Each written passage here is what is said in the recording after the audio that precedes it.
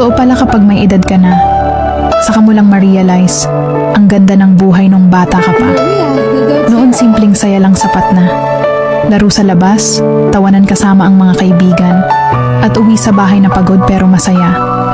Wala pang mabibigat na problema, wala pang responsibilidad na kailangang buhatin araw-araw. Ang iniisip mo lang noon kung anong laro ang susunod at kung anong oras kakakain. Pero habang tumatanda tayo, saka natin naiintindihan na hindi pala madali ang buhay. May mga pangarap kang kailangan ipaglaban, may pamilya kang gustong bigyan ng magandang kinabukasan.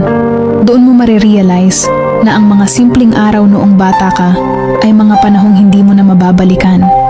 Pero pwede mong gawing inspirasyon para mas lumaban.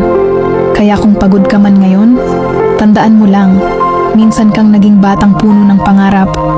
At hanggang ngayon nasa iyo pa rin ang lakas na iyon para ipagpatuloy ang laban sa buhay.